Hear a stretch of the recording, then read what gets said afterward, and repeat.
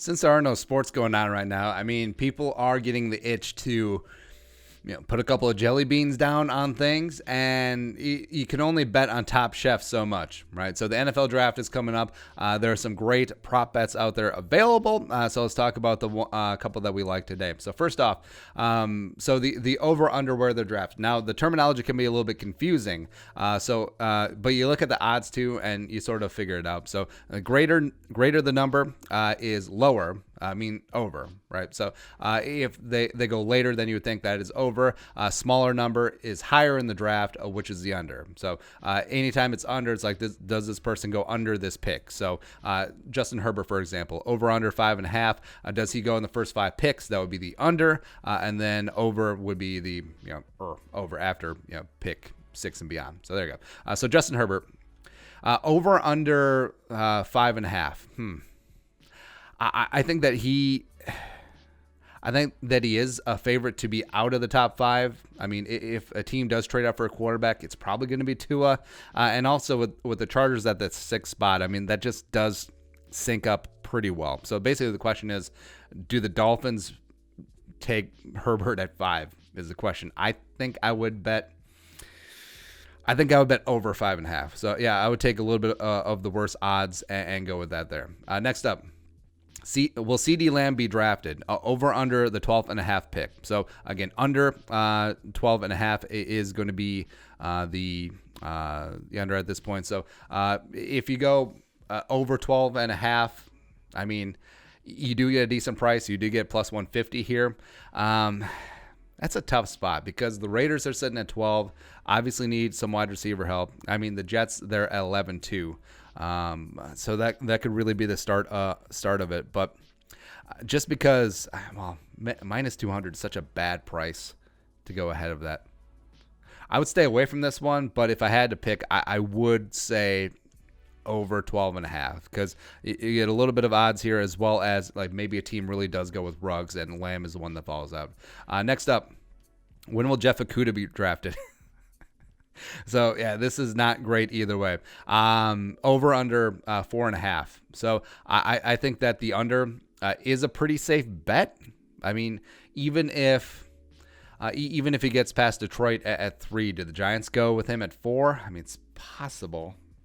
Or are they sticking to offensive line? So say that someone trades up with Washington, either gets Chase Young or a quarterback. Well, then Detroit is probably going to go Chase Young. And what about Derek Brown? Actually, maybe I like the over here. Maybe I like the over just because it's close to even money at minus 105. Yeah, give me the over. There you go. Next up, so total Alabama players drafted in round 1. Over under 5.5. So this is kind of fun. So you got Tua, Wills, Ruggs, Judy, seem to be first round locks, right? And then you have a couple other ones. So you got Xavier McKinney, you got Stephon Diggs. Do they sneak in there too? Maybe even Terrell, the edge rusher. So you do have to hit on both McKinney and Diggs. I would probably bet the under on this. It wouldn't shock me at all if they only end up with 4 Bama players. So yeah, I'm going to take the under. So even though you are getting hammered into that price, minus 170, I think that's most likely what's going to happen there.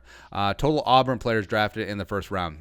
So that sounds pretty easy. So they at plus 250 and minus 400 at over and under respectively. They're just begging you to bet the over, but it's going to be Derek Brown and then who else, right? So Marlon Davidson, does he sneak in? I don't know. Noah Igbenegene, does he sneak in? I don't know. But the fact that also, so when we took notes on this thing, the price for the under was minus 280 and now it's minus 400. So yeah, I think they know. I think everyone's hammering the under pretty easily too. So, I mean, if I had to pick on this one, I probably would just take the over, but also I would wait because I think this price is going to get a lot better as you go on.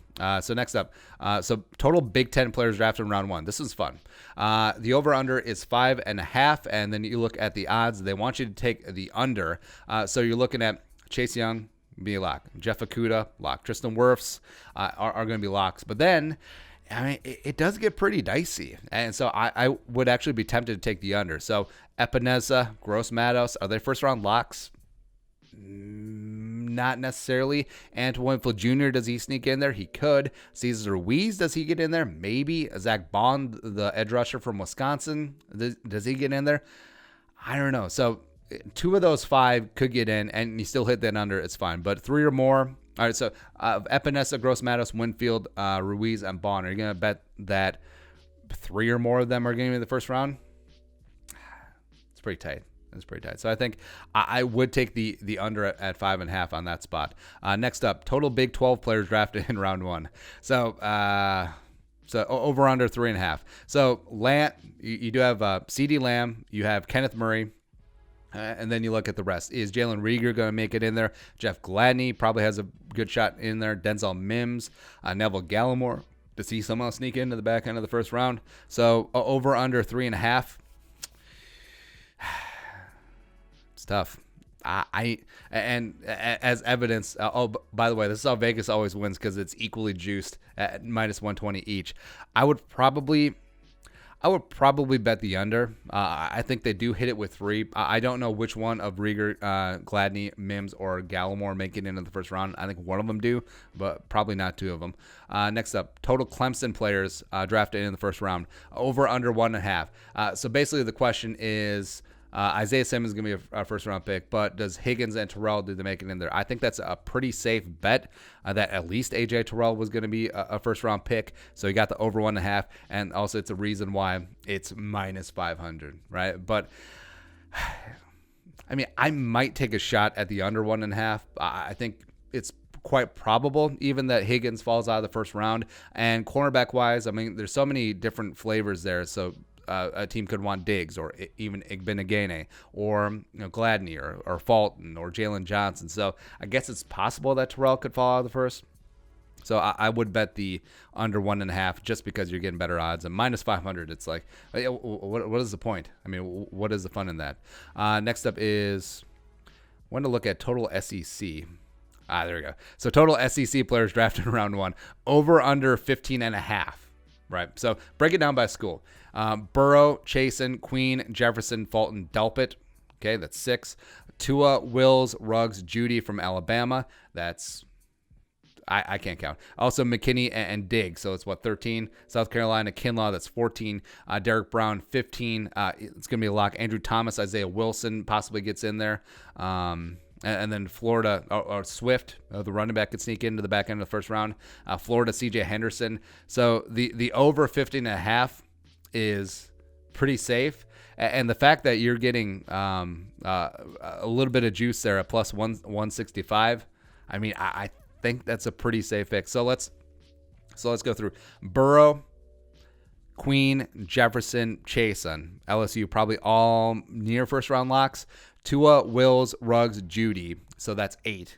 Kinlaw, 9. Derek Brown, 10. Andrew Thomas, 11. C.J. Henderson, 12. So now you just have to make up the difference. So you need Isaiah Wilson, McKinney, Diggs, Fulton, Delpit. So you need three or 4 of those to make it in. I think it's possible. Maybe even Jordan Elliott from Mizzou makes it in. Hell, who knows? Yeah. Next up is total quarterbacks drafted in the first round. So we like the under at man, that shifted a lot. So when we made the notes, the under was plus 120, and now it's completely shifted to minus 180. So yeah, I think people just hammered that under because it's going to be Burrow, Tua, and Herbert. But beyond that, like, is Jordan Love necessarily a lock to be a first round pick? Probably not. Then also Jacob Fromm, no. Eason, no. So yeah, I think unders. Well, now I may just. So they took out 4 altogether. So it's completely under or over 4. So it needs to be 5 to win the plus 140. No, screw that noise. So I would actually avoid this one altogether. Yeah. And lastly, so they go into individual teams here. So the Vikings, is it going to be an offensive player or defensive player? So, and again, the odds just on this just got completely warped. So when we made the notes here, it was plus 125 for an offensive player, which I think was really good value. So offensive tackle, wide receiver, what you're looking at, and also Or so the team's first selection, so it have to have been 22. But now, I mean, it is. I don't want to bet offensive player at minus 155. Screw that noise. But defensive player, I mean, they could go cornerback, could even go safety, could even go edge, could even be a shocker. Could it be Kenneth Murray, the linebacker, Patrick Queen? Yeah, so I would gladly take this at plus 115. But it's just so funny. Like, we took these notes like maybe an hour before we film this. So it's just crazy how the market shift because people know. People didn't know. And the sides that we liked were the sides that got hammered and then the line moved. But it is what it is. So those are a couple of prop bets to entertain yourself even more on draft night. What are your thoughts, or do you have any favorite props of your own? Let us know in the comment section below. Subscribe for daily Vikings takes. You want to support the work, pull us on the Venmo. Please give us a follow on social media as well. Until next time, Skol, production value.